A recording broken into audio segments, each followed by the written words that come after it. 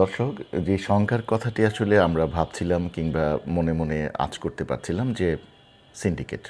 আবার সেই petrol, octane, ডিজেলের বাজারে সিন্ডিকেটের আবির্ভাব ঘটেছে। এইমাত্র সংবাদ পেলাম যে পাম্পগুলোতে বিশাল আকারের ভিড়, শত শত গাড়ি, মোটরসাইকেল তেলের জন্য অপেক্ষা করছে। সকাল থেকে সন্ধ্যা পর্যন্ত তেল পাচ্ছে না। পাম্পগুলোতে তারা তেল নাই বা তেল দেয়া বন্ধ এরকম সাইনবোর্ড লাগিয়ে দিয়েছেন।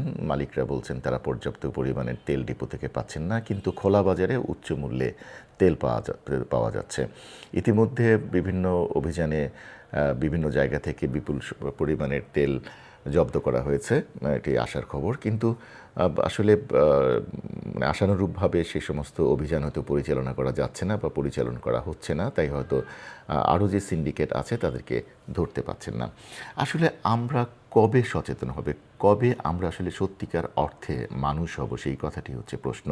আমরা বিভিন্ন সময় রমজান আসলে আমরা সিন্ডিকেট করি, চালের বাজারে একটু বর্ষাকাল আসলে আমরা সিন্ডিকেট করি, বিভিন্ন সময়ে আমরা বিভিন্ন উসিলা ধরে সিন্ডিকেট করতে পছন্দ করি। আসলে আমরা যদি নিজেরা সচেতন না হই তাহলে কোনোভাবেই একটি জাতি, একটি দেশ কখনো এর থেকে উন্নতি করতে পারবে না বা আমরা সভ্যভাবে বসবাস করতে পারবো না।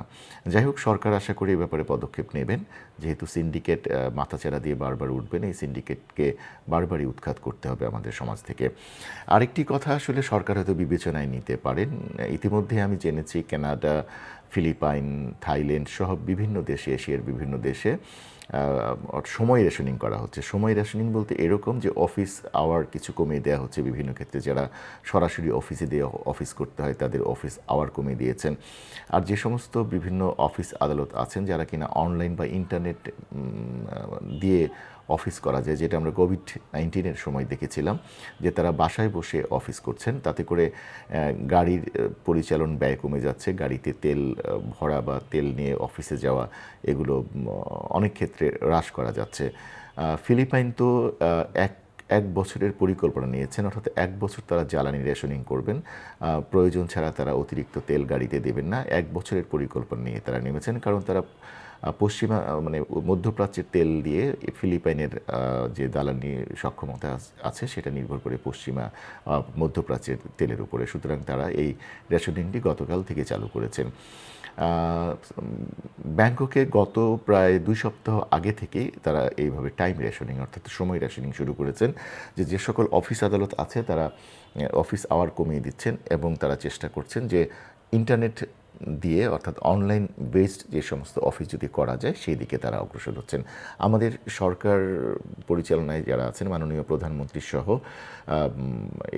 যারা মন্ত্রী পরিষদে আছেন তারা হয়তো এই বিষয়টি বিবেচনায় নিতে পারেন যে জরুরি অফিস ছাড়া, যারা মানে সরাসরি উপস্থিত থাকতে হয় এরকম প্রয়োজন ছাড়া হয়তো তারা অফিসকে বেছে নিতে পারেন সময় রেশনিংয়ের ক্ষেত্রে।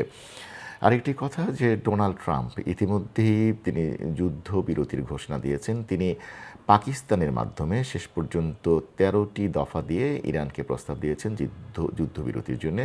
আবার পাল্টাপাল্টি ইরান 5টি শর্ত দিয়েছেন যে যুদ্ধবিরতির জন্য এই 5টি শর্ত তাদের মানতে হবে।